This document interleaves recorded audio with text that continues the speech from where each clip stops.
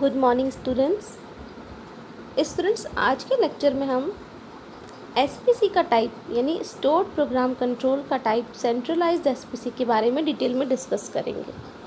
Last lecture में हमने पढ़ा था कि इलेक्ट्रॉनिक स्पेस डिवीज़न स्विचिंग जो है उसका मतलब है कंप्यूटर का यूज़ करके ऑपरेशन करना, स्विचिंग करना, और उसके अंदर अगर आप प्रोसेसर का यूज़ कर रहे हैं उसको बोलते हैं इलेक्ट्रॉनिक स्पेस डिवीज़न स्विचिंग। तो प्रोग्राम को कंट्रोल करना स्टोर करके मेमोरी में, it is called as stored program control. Stored program control के दो टाइप्स हैं, सेंट्रलाइज्ड एंड डिस्ट्रीब्यूटेड। तो आज हम सेंट्रलाइज्ड एसपीसी के बारे में डिटेल में देखेंगे। स्टोर्ड प्रोग्राम कंट्रोल के बारे में जैसा कि पहले मैंने आपको बताया था, इसमें हम क्या करते हैं, प्रोसेसर की हेल्प लेते हैं और कंप्यूटर में सारी जो सेट ऑफ इंस्ट्रक्शंस है वो स्टोर्ड होते हैं और instructions one by one processor आपका एग्जीक्यूट करता है। सारे एक्सचेंज के कंट्रोल फंक्शंस प्रोग्राम्स के थ्रू होते हैं, इसलिए इसे कहा जाता है स्टोर्ड प्रोग्राम कंट्रोल। तो अब इसका पहला टाइप देखते हैं, सेंट्रलाइज्ड एसपीसी। सेंट्रलाइज्ड एसपीसी के अंदर क्या होता है कि एक मेन प्रोसेसर यूज़ होता है काम करने के लिए। अब अगर आप चाहो तो सिंगल प्रोसेसर को रिप्लेस डुअल प्रोसेसर से कर सकते हैं। और डिस्ट्रीब्यूटेड में क्या होता है, सारा जो एक्सचेंज का वर्कलोड है बहुत सारे प्रोसेसर्स में डिस्ट्रीब्यूटेड होता है। दोनों के अपने एडवांटेजेस डिसएडवांटेजेस है। तो हम देखते हैं सेंट्रलाइज्ड एसपीसी किस तरह से काम करता है। एक सिंगल प्रोसेसर होता है। अब यहाँ पर क्या कर रहा है, ये देखिए, इनपुट लाइंस को स्कैन कर रहा है। जो लाइन से कॉल्स आ रही है आपकी, स्कैन करना मीन्स कॉल्स को आइडेंटिफाई करना। जो एक्सचेंज में आपकी कॉल्स आ रही है वो स्कैनिंग होती है उसकी। अब इनको वो आगे डिस्ट्रीब्यूट करता है, आपकी कॉल को फॉरवर्ड करेगा। तो it is called signal distributor. Two lines का मतलब है कि लाइंस की तरफ आपकी कॉल को फॉरवर्ड करना, एक्सचेंज में जो भी कॉल्स आई है उनको स्कैन करके आगे फॉरवर्ड करना। अब इसके पास अपनी एक मेमोरी होती है जिसमें सारा डेटा स्टोर रहता है। सेकेंडरी स्टोरेज भी होता है इसमें। मेन मेमोरी में एग्जीक्यूशन होगा, सेकेंडरी स्टोरेज में आपके कॉल रिकॉर्डिंग, प्रोग्राम स्टोरेज वगैरह सेव रहेंगे, और मेंटेनेंस भी इसके थ्रू ही होती है। तो यहाँ हम देख रहे हैं सारा काम जो है वो सिंगल प्रोसेसर के थ्रू हो रहा है। अब देखिए, अगर आप इसको रिडंडेंट बनाना चाहें तो क्या करेंगे, आप ज़्यादा प्रोसेसर ले लेंगे और काम को डिस्ट्रीब्यूट कर देंगे अलग अलग। तो यहाँ पर रिडंडेंसी आ जाएगी आपके सेंट्रलाइज कंट्रोल के अंदर। P1 P2 ये अलग अलग प्रोसेसर्स हैं, R1 R2 अलग अलग रिसोर्सेज हैं, और जो फंक्शन प्रोग्राम यूज़ कर रहे हैं F1 F2 and so on. अब आपने मेन प्रोसेसर को रिप्लेस कर दिया डुअल प्रोसेसर से, यानी कि एक कंप्यूटर की जगह आपने दो कंप्यूटर ले लिए, तो वो तीन मोड्स में काम करेंगे। तो वो तीन मोड्स कौन से हैं, stand by mode, synchronous duplex mode and load sharing mode. तो देखते हैं हम कि इन तीनों की वर्किंग क्या है। स्टैंड बाय मोड, जैसा कि नाम से पता चल रहा है कि दो प्रोसेसर है आपके पास, तो एक टाइम पर आपका एक प्रोसेसर एक्टिव रहेगा और दूसरा स्टैंड बाय मोड में रहेगा। अब क्या होगा, स्टैंड बाय मोड एक बैकअप की तरह काम करेगा। जैसे ही आपका मेन प्रोसेसर अगर ख़राब हो जाता है तो क्या होगा, एक्टिव प्रोसेसर क्या करेगा, कुछ टाइम से सारा जो स्टेटस है आपके सिस्टम का वो सेकेंडरी स्टोरेज में कॉपी कर रहा है। जैसे ही मेन प्रोसेसर ख़राब हो जाएगा तो आपका स्टैंड बाय वाला जो प्रोसेसर है वो अपना काम शुरू कर देगा और सेकेंडरी स्टोरेज से डेटा ले लेगा, उठा लेगा और अपना काम एज इट इज़ शुरू कर देगा। तो फिगर देखते हैं इसका। एक्सचेंज एनवायरनमेंट, जो एक्सचेंज से दो प्रोसेसर्स कनेक्टेड है, P1 एंड P2। अब जो डॉटेड लाइंस हैं वो है स्टैंड बाय प्रोसेसर जो कनेक्टेड है पर एक्टिव नहीं है, एक्सचेंज का काम दोनों कर रहे हैं। अभी देखिए क्या हो रहा है, सेकेंडरी स्टोरेज में P1 प्रोसेसर जो है वो भी काम कर रहा है। वो अपना डेटा जो है पीरियडिकली कुछ टाइम से, जैसा कि आपने अपने प्रोसेसर को बताया है 10 सेकेंड 5 सेकेंड, आप जैसी प्रोग्रामिंग की है उसके हिसाब से वो हर 5-10 सेकेंड में सेकेंडरी स्टोरेज में अपना सारा डेटा भरता रहता है कि भाई इतनी कॉल्स आ रही है, इतनी कॉल्स फॉरवर्ड होगी, ऐसे ऐसे जैसे भी उसको काम करना है। अब सपोज़ आपका P1 प्रोसेसर फेल हो जाता है।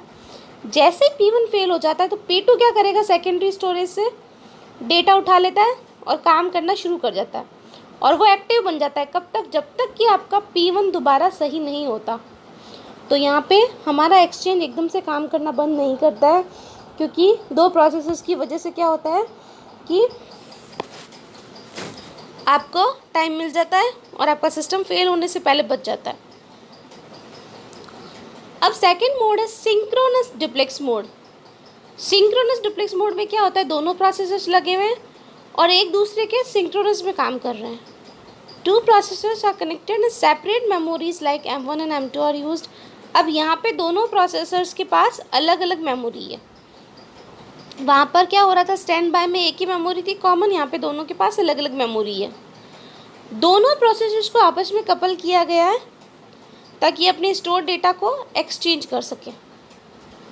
अब एक कंपैरेटर लगा गया दोनों प्रोसेसर के बीच में। कंपैरेटर क्या करेगा कि भाई जब नॉर्मली काम कर रहा है तो दोनों प्रोसेसर्स क्या कर रहे हैं, अपना अपना data individually exchange information receive कर रहे हैं और मेमोरीज में फीड करते जा रहे हैं, लेकिन एक्सचेंज को कंट्रोल केवल एक प्रोसेसर करता है।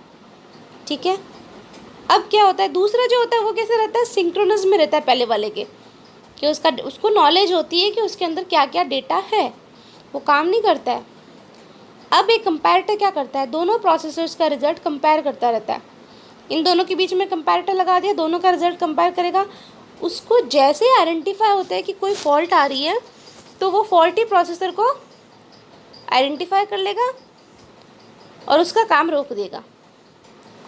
अब फॉल्टी प्रोसेसर कब सर्विस में आएगा, जब वो दोबारा सही हो जाता है और जब तक आपका दूसरा वाला प्रोसेसर काम करता है। तो अभी इसका डायग्राम इस तरह से होगा स्टूडेंट। देखिए, एक्सचेंज एनवायरनमेंट से P1 P2 दोनों कनेक्टेड हैं। P1 की सेपरेट मेमोरी है M1 और M2, दोनों की सेपरेट मेमोरीज है M1 एंड M2। इन दोनों के बीच में कंपैरेटर लगा हुआ है जो कि दोनों का रिजल्ट चेक करता रह रहा है। जैसे उसको पता चला कि P1 फॉल्टी हो गया तो वो क्या करेगा, दोनों के पास अपना अपना डेटा है, P2 को एक्टिव बना देगा, और सिंक्रोनिज्म में है तो उसको आइडिया रहता है कि क्या काम कर रहा था P1 और वो टेक ओवर कर लेगा। तो इसको कहते हैं सिंक्रोनस डुप्लेक्स ऑपरेशन। अब तीसरा मोड है load sharing mode. Load sharing mode में क्या होता है स्टूडेंट्स, देखिए यहाँ पर एक टास्क है दो प्रोसेसर्स के बीच में, यानी कि आपका जो काम है उसको बांट दिया गया दोनों प्रोसेसर्स के बीच में। अब यहाँ पर एक कंपैरेटर की जगह एक्सक्लूजन डिवाइस यूज हो रहा है। एक्सक्लूजन डिवाइस, अब क्या होगा, दोनों प्रोसेसर एक ही टाइम पे रिसोर्स शेयर नहीं करेंगे। ठीक है, दोनों प्रोसेसर्स एक ही टाइम पर एक्टिव हैं और दोनों अलग अलग रिसोर्सेज को शेयर कर रहे हैं, यानी कि आपका लोड बटा हुआ है। ठीक है, तो लोड शेयरिंग में आपका लोड बटा हुआ है। जैसे ही एक प्रोसेसर आपका फेल होता है तो दूसरा क्या करेगा, सारा लोड अपने खुद पे ले लेगा। किसकी हेल्प से, आपके ईडी की हेल्प से, एक्सक्लूजन डिवाइस की हेल्प से। यानी कि अभी सपोज़ करो आपके एक्सचेंज के पास कुछ लोड था तो P1 आधा ले रहा था, P2 आधा ले रहा था। अगर P1 ख़राब हो जाता है तो P2 टेक ओवर कर लेगा और सारा लोड P2 ही लेगा। अब नॉर्मल ऑपरेशन में क्या होता है, हर प्रोसेसर आधा लोड लेता है और अगर ख़राब हो जाता है तो P2 सारा लोड लेगा।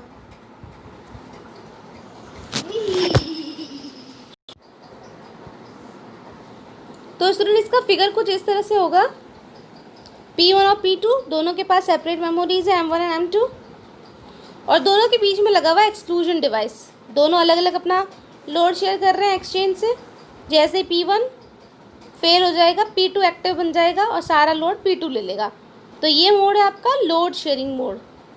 तो हमने देखा सेंट्रलाइज के 3 मोड्स हैं, stand by, synchronous duplex and load sharing. अब स्टूडेंट्स हम देखते हैं कि अवेलेबिलिटी क्या है और अनअवेलेबिलिटी क्या है। तो ये कुछ फॉर्मूलेस देखते हैं। आपका सिंगल प्रोसेसर आपको कितने टाइम के लिए अवेलेबल होगा, तो इसका हमने एक फार्मूला निकाला है। तो अवेलेबिलिटी का फार्मूला है आपका MTBF upon MTBF plus MTTR। और MTBF क्या है, मीन टाइम बिटवीन फेलियर। तो आपका जो फेलियर के बीच में मीन टाइम आ रहा है वो upon mean time between failure plus mean time to repair, यानी कितना टाइम आपको रिपेयर करने में लग रहा है। इन दोनों की वैल्यूज़ जब आप पुट करेंगे तो आपकी अवेलेबिलिटी निकल जाएगी। अब अनअवेलेबिलिटी का फॉर्मूला क्या हो जाएगा? जब अवेलेबिलिटी का फॉर्मूला निकाल लिया आपने, अनअवेलेबिलिटी का फॉर्मूला हो जाएगा 1 minus availability, that is mean time to repair upon mean time between failure plus mean time to repair. ये था सिंगल प्रोसेसर के केस में, जब आप एक ही प्रोसेसर यूज़ कर रहे थे। अब जब आप डुअल प्रोसेसर यूज़ करते हैं तो आपका mean time between failure change हो जाता है। इसके चेंज होने की वजह से आपकी अनअवेलेबिलिटी चेंज हो जाती है और अवेलेबिलिटी भी चेंज हो जाती है। तो आपका मीन टाइम बिटवीन फेलियर क्या बन जाएगा अब डुअल प्रोसेसर के लिए? मीन टाइम बिटवीन फेलियर का whole square upon 2 into mean time to repair. और ये किसके लिए? सिंगल प्रोसेसर्स के लिए, यानी कि mean time between failure for a dual processor is equal to mean time between failure for a single processor का whole square upon twice into mean time to repair for a single processor. यानी कि single processor की mean time between failure और mean time to repair से आप dual processor का mean time between failure निकाल सकते हैं। आपने मीन टाइम बिटवीन फेलियर निकाल दिया डुअल प्रोसेसर के लिए, तो अब अवेलेबिलिटी का फॉर्मूला क्या हो जाएगा? वही जो पहले था, बस ये डुअल के केस में हो जाएगा। तो mean time between failure for a dual processor upon mean time between failure for a dual processor plus mean time to repair.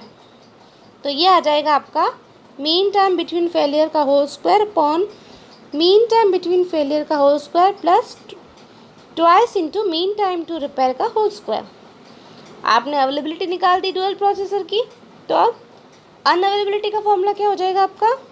1 minus availability. तो ये आ जाएगा आपका 2 into mean time to repair का whole square upon mean time between failure का whole square. तो students, I hope आज का लेक्चर आपको क्लियर है। सेंट्रलाइज्ड एसपीसी, उसमें प्रोसेसर आपका सिंगल और डुअल प्रोसेसर की तरह काम करता है।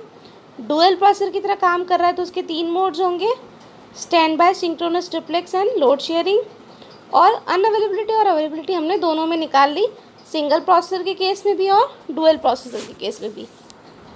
नेक्स्ट लेक्चर में हम डिस्ट्रीब्यूटेड एसपीसी के बारे में डिटेल में डिस्कस करेंगे। Thank you.